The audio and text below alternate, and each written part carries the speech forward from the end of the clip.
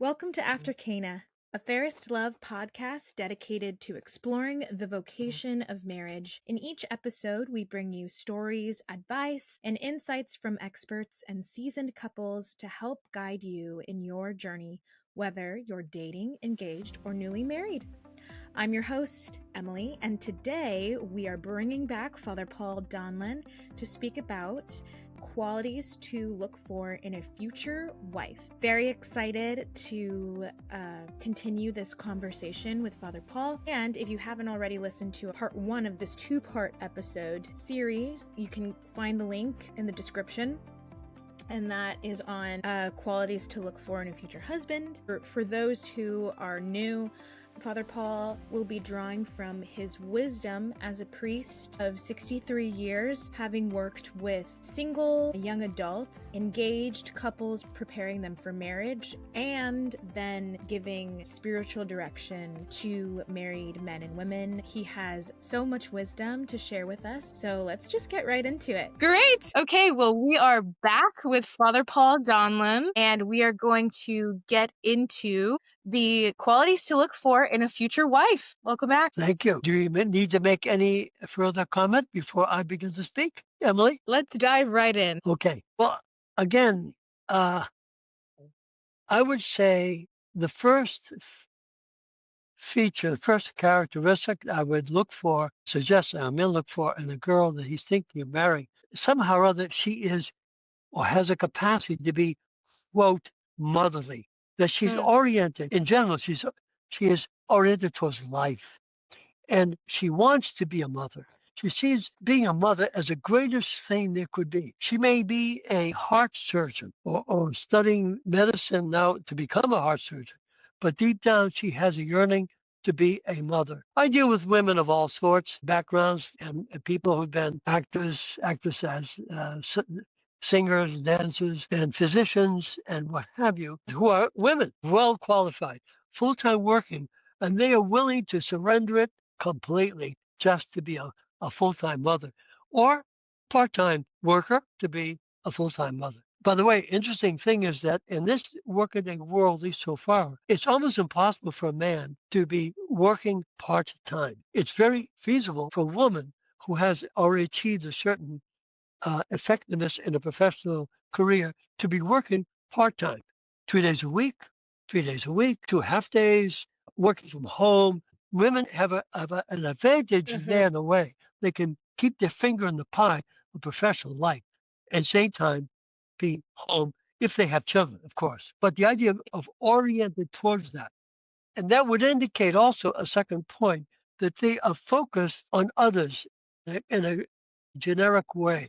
They are givers. They are generous givers. I think this is innate in every woman of whatever age, but it can be stifled because of the culture, because of whatever, because of just an increased amount of self-centeredness within them, or because of bad formation.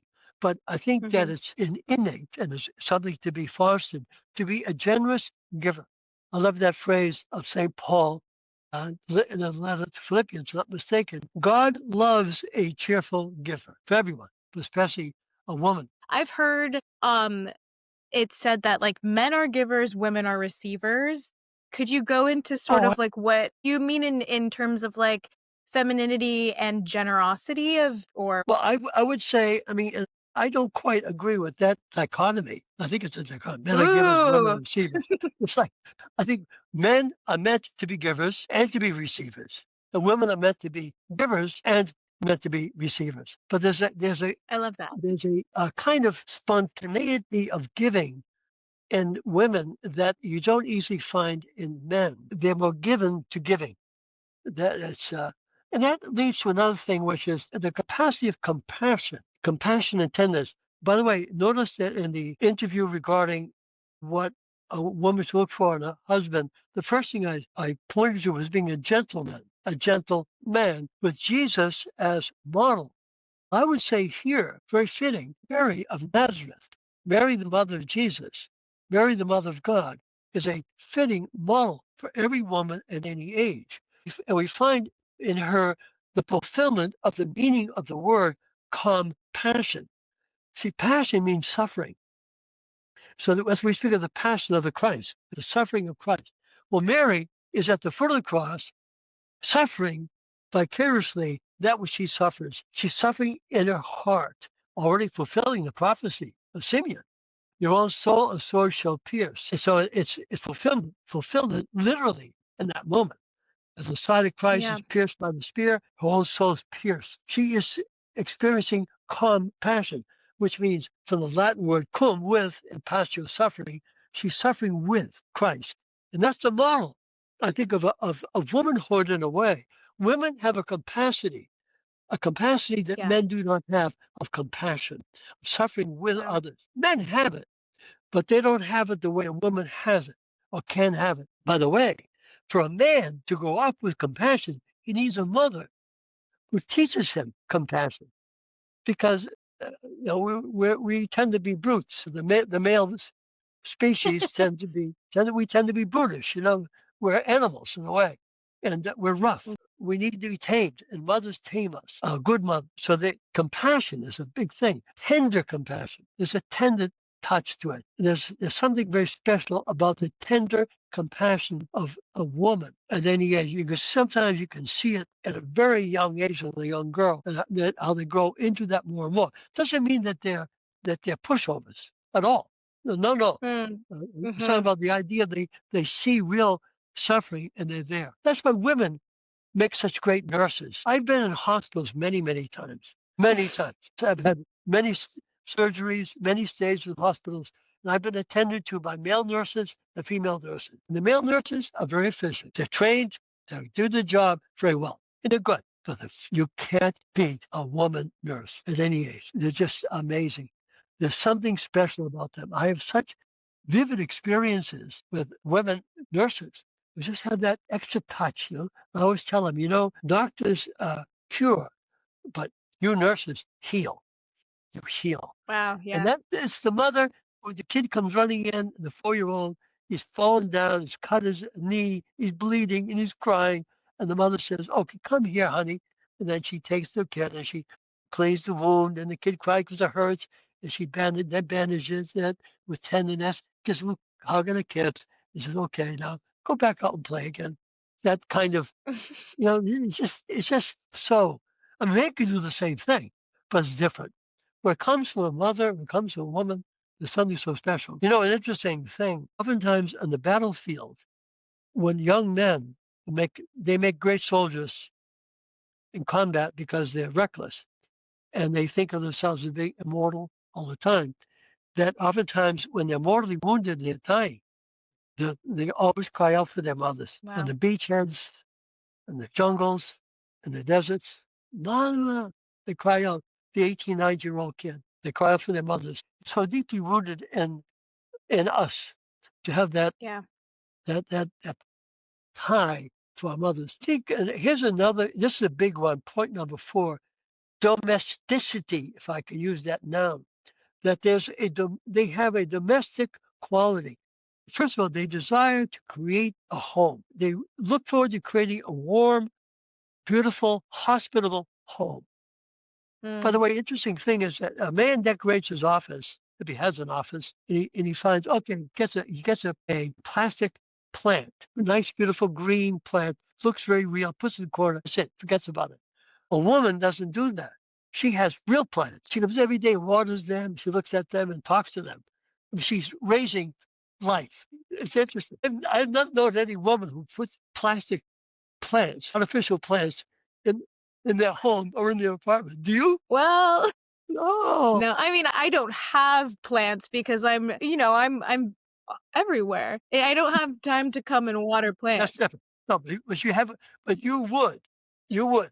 I remember my mother, as soon as we had a home, right away she started planting flowers Yes, in as the soon front as yard. I have one, as soon Yeah, as I have yeah, a yeah, home. yeah. Any kind of a stable place. But the idea of creating a warm, beautiful, hospitable home. And women, Mhm. a young woman, even for example in college, even their dormitory perhaps, or the first apartment they may share with 2 other women who are now all of them working in some place rather than a city, typically after college. They try to have that warm, beautiful, hospitable. They even will invite people over for dinner or lunch or something. The idea of inviting Yes. people in, and this thing is cooking, preparing meals for others, enjoying having people over, even though it requires an awful lot of work. You shop, you cook, you present, all of that. The table setting, the candles, whatever it may be, and a special menu, special wine, that kind of thing that that they do.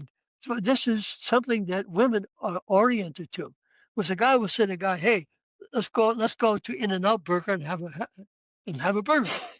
That's his hospitality, Usually, that's just very, it's not very refined for this. Mhm. So women are Mhm. oriented towards home, or should be domesticity. Domesticity. Now, this, by the way, is almost a lost talent. In my observation, I Yes.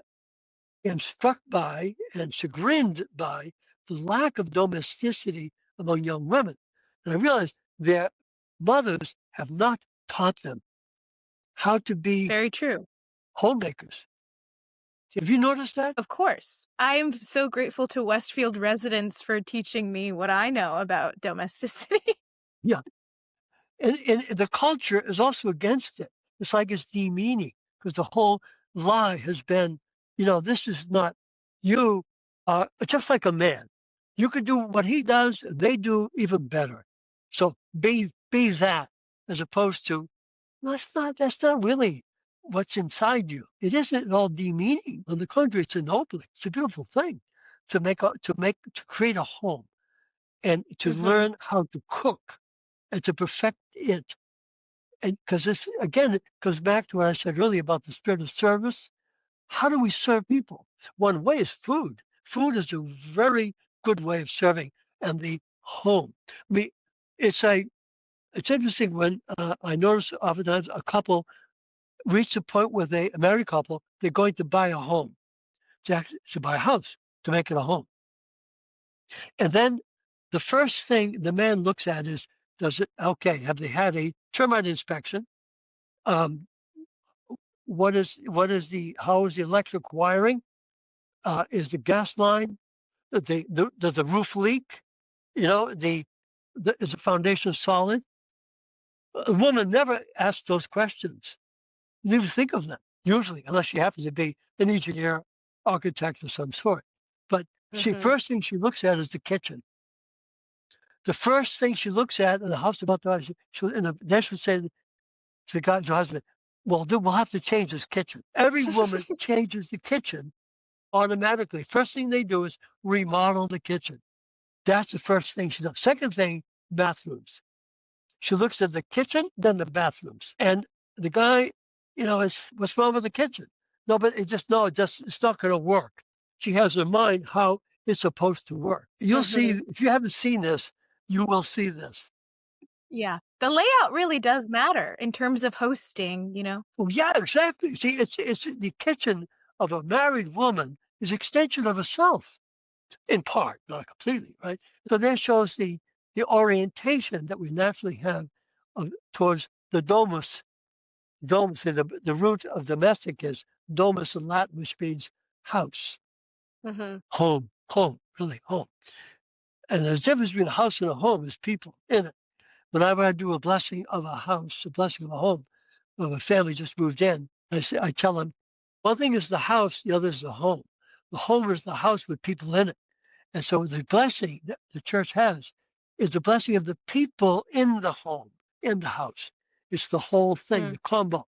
Fifth point, and this is very important for Catholic young women, piety, in the basic sense of piety, truly Mm. prayerful, pious. What I mean by that is not that she necessarily does a lot of things, like she even goes to daily mass or she prays the rosary every day, she reads the scriptures, but she desires to grow in this personal relationship with Jesus Christ, person to person, and with Mary, the mother of Jesus. Those two things I would look for in every young woman who claims to be Catholic. Do you sense you love Jesus, love him, like Mary Magdalene, loving Jesus, weeping at the tomb, can't even take her eyes off the empty tomb. I need to find him. She's mad, she's crazy with love for Jesus. That is a woman. Mary Magdalene is a great example of that. And then a Mm, relationship with the Mother Mary. Notice that the women of the Gospels that I mentioned, especially in the Gospel of St. Luke, who emphasizes the role of women, they all gather around Mary, the mother of Jesus. There's this wonderful gathering around Mary. So there's a relationship between every woman, every Christian woman, every Catholic woman, usually, and Mary, the mother of Jesus, who then mm, leads each person into a deeper relationship with Jesus himself. But there's this love of Jesus. One of the mhm. things that frightens me also in recent decades, I've noticed among boys I deal with, they love to pray the rosary. They will accept the invitation easily. It's very easy to lead them to devotion to Mary. Girls, oftentimes, raised Catholics, back off. They don't want to do it. Interesting. They don't want to be close to her. It's Wow. scary. Have you Yeah. noticed that at all? Yeah, I don't know what it is. It's frightening. To me, it's frightening. I remember when I was a young priest I was a Newman chaplain back in New York City, 60s, all throughout that crazy time from 1964 to 1970. And it was dealing with two campuses of the City University of New York, day sessions and evening sessions. It was a commuter school. The kids lived at home in Brooklyn, Queens, Manhattan, the Bronx, and they would come in. One campus was in the Bronx, the other was in Manhattan, Upper East Side, and it was co-ed in one place, co-ed in both places, about 50-50 on the Bronx campus, and the Manhattan campus was way more women than young men, about 20% guys and about 80% girls. In any case, all those girls coming from Catholic background, some with Italian background, Irish background, Polish background, even Middle Eastern background, the devotion they had, the piety they had from their families and from the schooling they had towards Jesus and Mary was so noticeable. They had deep connection to the Blessed Mother and deep connection to Jesus. And all of a sudden, Mm. I'm talking the 1960s into just the turn of the decade to the 1970s. I began seeing this fading and fading and fading a little bit slowly. You know, I don't know if my observation is correct or incorrect.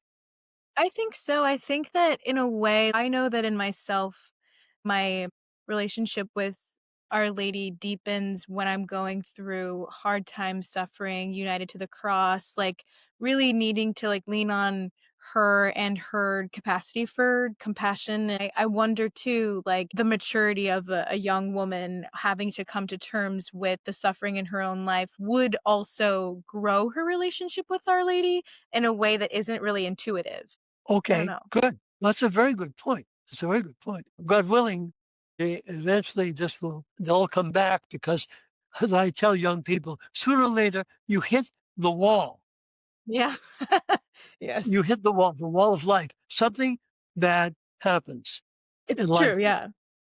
And it could be a breakup, a relationship that leads you to deep distress, even depression for a period of time, failure of schooling or job, whatever it may be, or Mhm. some terrible physical illness. So you hit the wall. I tell this to guys as well as girls. You sooner or later you're going to hit the wall. And that moment, here's where suddenly you realize I am not immortal. I'm not invulnerable. I am very fragile. And God, I have to turn to God to get me out of this and get me back on track and to make this into Yeah. something good. So everything bad can become a moment to deepen ourselves in wisdom, Mhm. learning, understanding, and love, and ultimately love of others. People who suffer and see the suffering in relation to Jesus become servants of others more and more. Mhm. They're oriented towards giving and loving others more. Of course, the problem is when you hit the wall, you can also turn against God. So it's either or, either closer to him or further away from him. I always tell people 3 questions you ask yourself: why me? Why this? Why now? Well, God says, why not you? Why not this? Why not now? Yeah. Anyway, piety as real persons. 6, although I do think it's very important for a woman to have that sensitivity and that tenderness, that compassion, there's something else that a woman has to have, and that is deep fortitude, toughness, Mm, toughness. yeah. They can handle hardship and handle pain. And women have a capacity for pain, hardship, and and suffering that a man can never reach. And but Wow. oftentimes Never. they don't reach down inside and pull it up. The circumstances will force that. A miscarriage, a stillborn baby, a baby with defects, born with some birth defects, that and then changes entirely the whole course of their married life as a mother. No one knows. I mean, when you stand before the altar of God as a young couple marrying, you have no idea what the future holds. But a woman has to be ready for anything. And sometimes it's a move. The husband comes home from work and says, good news, bad news. What's that, honey? Good news. I've got a promotion. It will mean 10,000, 15,000, 20,000 more dollars a year. Oh, it's great news. What's the bad news? We have to move to Tennessee. The promotion, I have to move. I'm going to run the office of this law firm in Tennessee. But I don't want to leave California. The kids are in school, et cetera, et cetera. He says, I got to go. By the way, I always tell couples that prepare for marriage, basically, the rule of thumb for you, the guy, do whatever she says. Whatever she says, you follow. But you have 5 or 6 silver bullets, and the time will come when you're going to shoot 1 or 2. And in that case, I got the promotion in Tennessee. She says, no. He says, silver bullet, we're going. The kids will adjust. I cannot not take this job. And she Yeah. says, hard, but I'll do it. I'm a pioneer woman. The pioneer woman, you know what I mean? That model of the pioneer woman who can Hmm. live in a ramshackle homemade cabin on the frontier without heat and make it go. You know what I mean? That kind of the woman that made this country, really, especially in the frontier, westward movement. So that kind of spirit is very important for a woman. And a guy's going to find that in a woman. She's got the resilience that she's not just dissolved in tears all the time for whatever little thing that Yeah. happens. Although women naturally are going to be dissolved in tears for a little thing that happens. But there's something deeper in them. Now, oftentimes the guy sees it in the mother. That's why if a guy is smart, as soon as he's interested in a girl, he said, I want to meet your mother. I want to meet your mother and father. Because then he sees the girl now in the image of her mother and her father. So that gives him a sense of where she comes from, because Hmm. there's something there just passed on almost genetically at times.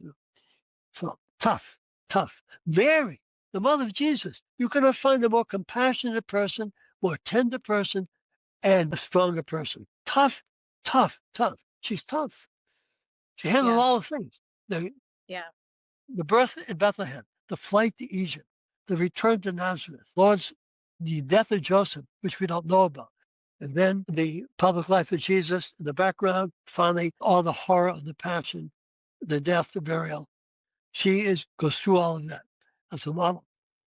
Finally, point 7, that the woman that a guy is looking into, she understands, God willing, what he understands. Marriage is a mission given to them from God. You're on a mission from God. This is very important. By the way, I mean this a little bit as a gentle criticism of the catechesis of the past decades. I don't mean just the recent decades, post-Vatican II. I mean Mm. for decades and decades and decades and decades. People never were prepared for marriage with the word mission as a predominant note. And I think this is a fundamental omission. The word mission is critical. That you're not just married because I love him, I love her. Together, we're going to be happy. And we're even going to raise a good family, even going to raise a large good family. It's wonderful. But the whole thing is oriented towards being part of the great command, the great universal mandate of Jesus Christ. Go into the whole world, make disciples of all nations. That's the mission. That's the mission. What we call the universal mandate and evangelicals call the Great Commission. The Great Commission. And it's evangelizing. So that from the marriage, the family, from the home, there's this radiation of love of God and in the Catholic context of joy, of normality, hospitality, and serving, etc., and of difficulties, pain and suffering, all part of it. But you're on a mission from God. I always want to say that to every couple when they stand before the altar. You are now entering into a new mission. You were born for this. You were created for this. And now you have the grace of God to accompany you along this path of a mission. And that mission is the same mission that Christ gave the apostles. It's the mission of the whole church. People of God, lay people, priests, bishops, everybody. Yeah, thank you for sharing those. I'm curious because I always love hearing stories about your own mother. Can you give us some of your favorite examples of these characteristics in her? My mother was one tough lady. She was tough. She had 5 boys and 2 girls. I think she was meant to be a boy mother more than a girl mother. But she raised us toughly. She demanded of us a lot. No ifs and buts. Give an example. A senior in high school, senior high school, spring break, 1 week off. And I come home and it's March, spring break, March. Where I usually work is a golf course. This is Northeast. This is Boston. The golf course is closed still. It's still winter. Spring break, but still winter. The golf course hasn't opened yet, so I can't go to work there. I do work at Harvard Medical School, cleaning test tubes and so forth. I just do that one day. I used to do it after school every day. I could do one day to meet that demand, but I have a whole week now, so I'm gonna have fun. I'm going to kick back and relax. It's a senior year. The second part of my senior year. I've already got my application to college. I already know where I'm going to go to college. I know I'm going to accept it. I haven't officially been accepted, but I know. So I have this carefree attitude. I walk into the house. My mother says, "Don't make any plans for this week, Paul. You're going to paint my pantry." Here I am. Senior in high school, and my jaw dropped. I said, "Oh, come on, Mom. This is spring break. I need a break. You are going to paint my pantry." One sentence. "Mom, please, come on." I argue with her. "You're going to paint my pantry. Get going." I painted a pantry, 2 coats. It took me all week. That was the end of my spring break rest. That was the way my mother was. She was tough. I could never say no to her. I could never say no to her. I don't know the way she was, the way I was. If she said that, I would do it. But I fought with her on that one. But she was tough. She was demanding. But she was also sweet. She was tender and sweet at the same time. And she was one tough lady. She was tough on herself. My mother washed clothes with the washboard and a soapstone sink in the basement, sheets and all, for 9 people, self included, for years. Wow. Hang them out in a clothesline in the backyard. We didn't have a clothes washer or dryer. It's very primitive. And she'd hang them up in the middle of winter. She's out there hanging clothes. They come out stiff as ice, afterwards. She was just one hard worker. Her house was impeccable. Her meals were awesome. She was a great cook. Italian, and the Italian cuisine, Italian. So it was really great, and it was wonderful. But as a result, though, she was full of wisdom. My mother's full of wisdom, And she passed on so many good things to me. She was intuitive, very, very intuitive person. She had uncanny intuitions about things, and the beautiful stories I have. But anyway, I love it. but she was tough, demanding on boys and my sisters and on all my brothers and me in a good way. Yeah. And as I remember, it's about the pots and the pans. You know, a good cook cleans up after himself. Yes. For both of your parents, and we can always add if you have any anecdotes about your dad to the other podcast. But for both of them, how did they inspire and invite you into their own spiritual life as parents? I remember one time my parents' bedroom was off limits. If the door was closed, you didn't walk in, and usually you didn't knock either. You didn't disturb. So otherwise, other than that, the door would be open one day for whatever reason. One time I came home from school and I wanted to share something with my mother right away. I was maybe 13 years old, and I ran upstairs, second floor, where the bedroom was, my parents' bedroom. Door was closed, and I opened it without knocking. My mother was kneeling down on the floor, praying, her hands folded beside the bed, her eyes closed, in deep, deep concentration of prayer. I just stood there at the doorway, shocked because I had disturbed her prayer. And very gently, she looked at me like this. She turned and said, "What is it, Paul?" Very soft voice. "What is it, Paul?" I said, "I'm sorry, Mom." And I just walked out, closed the door. So she was praying. I caught her. Mm-hmm. I caught her. My mother's piety was hidden, very Mm, personal, very quiet. So she had a deep prayer life, deep faith. That one time said everything to me. She she loved God. She loved Jesus. She loved the church. She loved the Mass. She loved Holy Communion. She loved the Blessed Mother. My father was meditative. Every day he read and meditated with the Imitation of Christ book. I have his copy. And wow. he read and meditated another book, which was on Abandonment to Divine Providence, very famous classic Mm, spiritual reading. mm-hmm. Father de Caussade, a Jesuit French priest. And those were his two books to meditate. He read everything that G.K. Chesterton wrote in a complete library of Chesterton and a complete library of Fulton Sheen. So he fed me paragraphs all the time. We were a family of readers and conversationalists. So oftentimes after finishing homework, we would be sitting in the living room quietly reading. My brothers, myself, we did. My father began reading in his chair, his favorite chair, smoke his pipe and reading. And this time we say, "Paul, listen to this." And he'd read a paragraph from Chesterton, a paragraph from Sheen. He said, "What do you think of that?"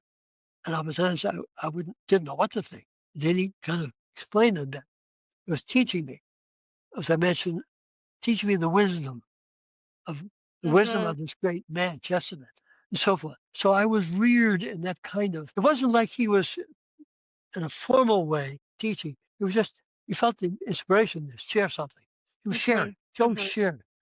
share things. My mother shared things also, but the idea of conversing. My father oftentimes would ask questions. My mother listened a great deal. She listened to him, and because she learned a lot from him. He was very wise, very learned in many ways. Never went to college. He was a self-taught individual. But I always Wow. recognized that he had wisdom. He had wisdom. And he always said, I'm a very stupid man. I don't really know a lot. And I said, well, you know a lot. I always thought that he did.